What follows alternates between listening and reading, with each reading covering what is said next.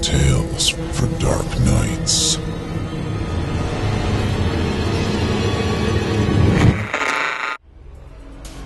The following performance is a first-round entry in the Evil Idol competition, in which the winner of the contest will become a permanent member of the Chilling Tales for Dark Nights voice acting team.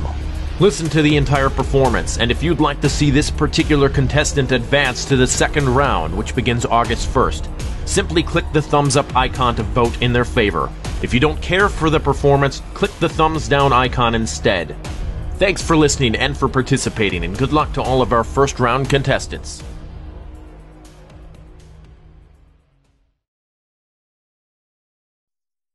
Fear Itself. Written by D.G. Collins. As narrated by Kailaan Scott Carter for Chilling Tales for Dark Nights and the Evil Idol competition. Everyone thinks I'm lucky. I can understand why, but I'm not. Even here in the psychiatrist's waiting room, I can feel people sneaking jealous glances at me. Whenever they're not busy dealing with their own issues, that is. For example, seated nearby is a woman reading a paperback. Every so often, I'll see a jagged gash open in her throat and blood comes pouring out. She'll spasm, then as soon as it all vanishes, she'll return to her trembling pages. On my right is a man who keeps mumbling that he's running out of thoughts so quickly that he'll soon become a vegetable. I can actually see his thoughts twisting away from his head, like ghostly steam. As for the receptionist, each time she speaks, her teeth fall out. They reappear in her mouth, of course, but she keeps wincing when it happens, so it probably feels real to her. A year ago, I would have thought I was crazy seeing people's secret fears like this, but that was before the world changed. Before everyone's deepest terrors wormed up from our minds and began openly manifesting themselves. Now, like some kind of torturous loop reel, everyone's fears are on constant display for all to see. Everyone's. But mine. That's why they're jealous. That's why I can't walk down the street without getting glares from people suffering endless mutilations, maimings, and assorted nightmares. The receptionist calls my name. "Go on in," she says through her hand-covered mouth. Dr. Williams needs to oil his office chair. I know this because it squeaks every time he flinches away from the pale girl standing beside him.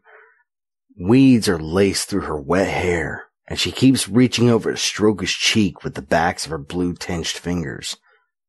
Somehow, her filmy eyes seem almost tender as she stares at him.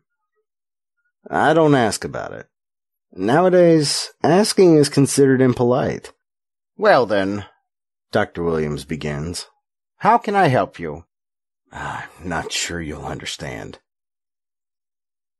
He frowns. Again, his chair squeaks as he flinches from the girl's cold touch. "I must admit," he says, "I'm curious about your problem. I wouldn't normally have time for new clients, since psychiatry is booming. No sooner do I help a client conquer one fear than another appears. But you seem, well, normal. Or what normal used to be." Another icy stroke, another chair squeak. I sigh. Here's the deal, Doc.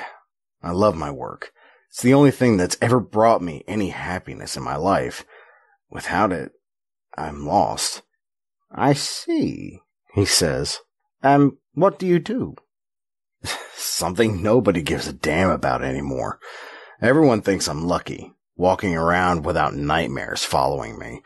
But you know what? I'm a horror writer, so the whole world is my nightmare now. He falls silent. I finally have his full attention. Of course, it helps that the pale girl has stopped stroking his cheek. Just long enough to look my way and smile.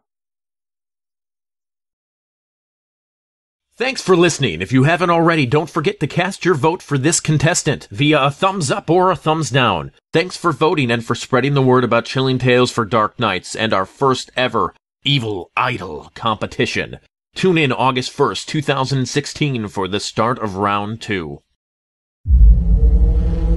Chilling tales for dark